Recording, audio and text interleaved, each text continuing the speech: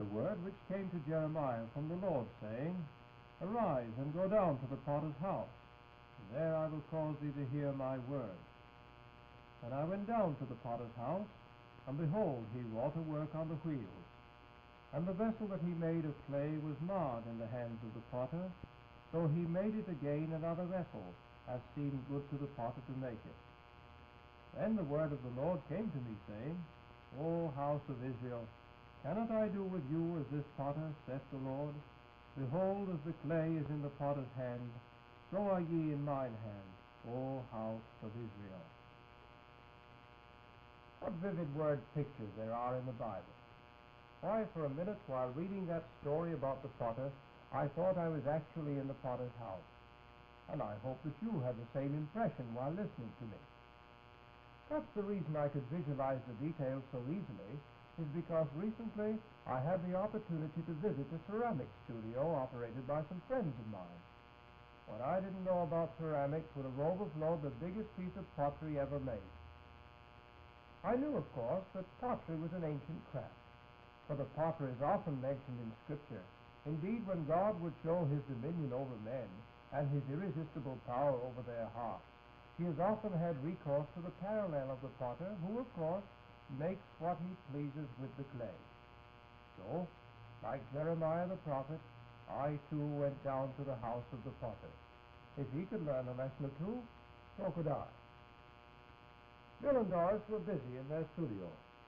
What was once their hobby has now become their livelihood.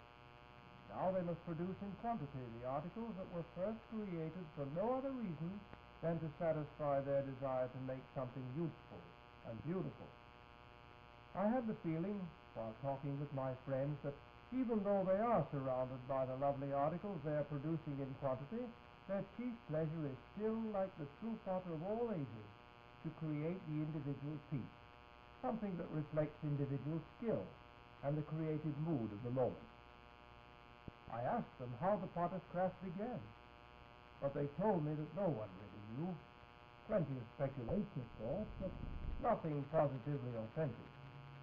Bill told me that pottery is commonly found among grain-eating peoples, so perhaps the family porridge was cooked in a hole in the ground, or in a container of skin, or wicker coated with clay. Then someone thought, why go to the bother of digging a hole or weaving a basket? Why not make a pot outside the hole, or without the basket?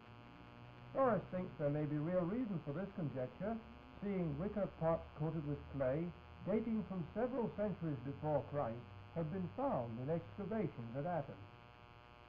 I was there to learn. And what I learned, first of all, was that the clay is almost all imported. That the clay decides the pot has always been understood by the potter. The early potter didn't know why. He only knew that some clays were good for some things and no good for others. Clay, Doris informed me, is above everything else the product of time. There are many kinds of clay. The purest form, the last to be discovered, and the favorite of the European potter, is derived from granites that have decayed from the attacks of gases and vapors, but without movement. When the decomposition is almost complete, the product is called finer clay. Another group of clays has been carried long or short distances by water. In other words, they are clays in which movement has played a part. The sediment spreads evenly over the water bottoms in varying depths. The erosion and the uplift of the waterbed brings them within reach of men.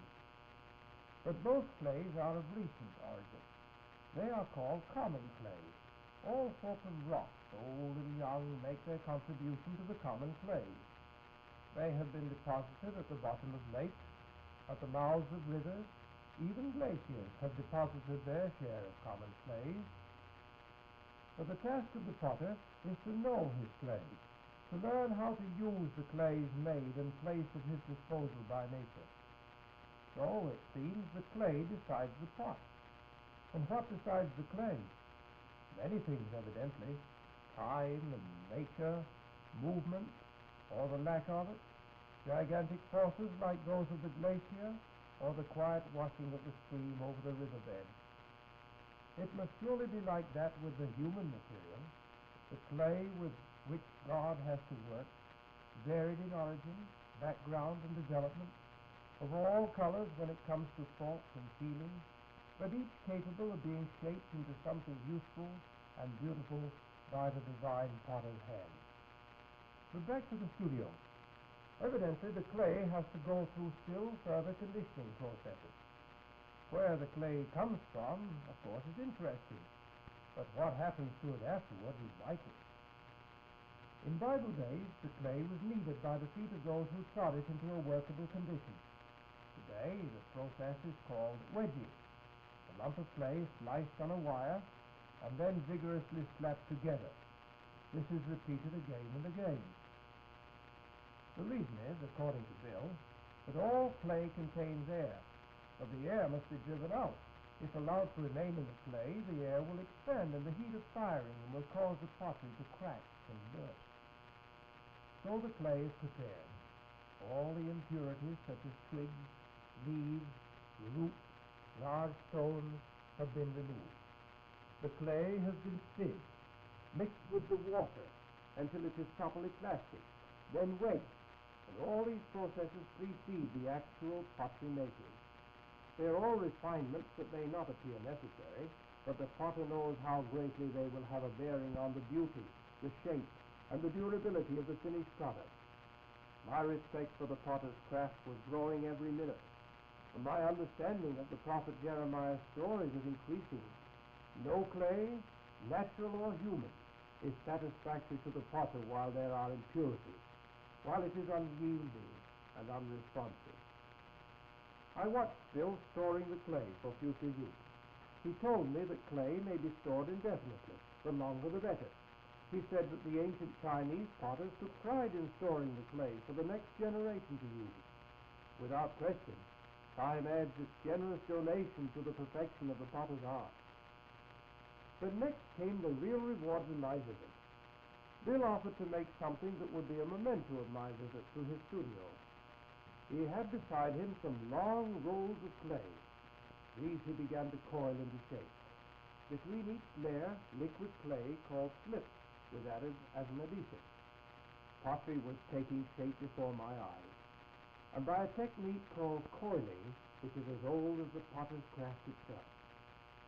At the other side of the studio, Mrs. Potter was at work, not with coils, but with the wheel. Her sensitive hands were wrapped about a lump of wedged clay that seemed to be rising into a cone as it whirled around. I remembered the prophet Jeremiah's words. Then I went down to the potter's house, and behold, he wrought a work on the wheel. Only this time, the he was a she, but the wheel, and the responsive clay, and the skill of human hands were all there, and the Bible words seemed to have new meaning. Patience and practice are needed, Doris told me. The clay must be centered on the bat or base, so that the finished product will have balance and symmetry. While the wheel is turning, the clay must be worked several times, so that at the moment of shaping, it will respond sensitively to the potter's pressure. Now the clay mass is opened up. What was once only an inert lump of clay is suddenly a receptacle, a container, something useful, something beautiful. At this point, things happen swiftly, and the bowl appears. The whirling clay takes the shape that the potter wishes. The slightest pressure, and the contour changes. It came to me at that moment, while watching Doris at work, that today's antique was once someone's dream, brought to life by skillful and interested hands, just in the same way. Then came various refinements. As the bowl, now turned upside down, revolves on the wheel, tooling creates the foot upon which the finished article will rest. Outward appearance is almost a last consideration, but it is not forgotten. Potters have experimented for centuries with multitudes of glazes, always seeking for new and effective finishes. I watched my friend pouring the mixture over the clay, the mixture that would give the shining surface to the completed pottery. One process yet remained. The ware must be fired. Doris called this the point of no return. Once the pottery went into the kiln, it would be hardened permanently into its present shape. It may change slightly. It may shrink when fired, but its shape is irrevocably determined. Probably it was just at this point that the potter of Jeremiah's day found that the vessel he made had a flaw in it. Certainly he hadn't fired it, or he couldn't have made it again. The finished product, Bill declared, as he showed me some of his completed work. I must confess the phrase had new meaning for me. He showed me how the various chemicals in the clay and the glaze had reacted to the intense heat of the kiln. Each piece had its own beauty, its own distinctive shape or color, its individual usefulness. On this particular piece of pottery, I can see the potter's hallmark, and it is a very famous one. But Bill told me that the potter who created this piece was proud of his work, so satisfied with it that he wanted his name to be associated with it as long as the jar existed. The best pottery always bears a hallmark. Ancient Chinese potters often told the story of the thought behind the pottery in their marks. One famous ancient piece bears the legend, "Made for the pavilion for meditation, for the correction of thought." Thousands of such pottery hallmarks have been classified, indicating both the potter and the time of his work. So I went down to the house of the potter. Like Jeremiah, I had found it to be not only an education, but an experience. God is the divine potter. We are to be the clay, and he can only make something useful and beautiful of our lives when the impurities of sin and self are removed, when his grace makes us responsive to his will, as it shapes and molds our lives to that which is in the mind of God concerning us. And if the vessel is marred, thank God, he is able to make it again. It may be that someone will even now, just at this moment, hear the voice of God pleading, "Cannot I do with you as this potter?"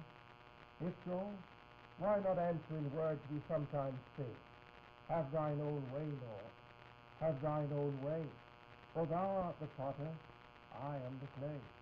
Mold me and make me after thy will, while I am waiting, yielded and fit." And now, friends, once again, our three-word benediction, God bless you.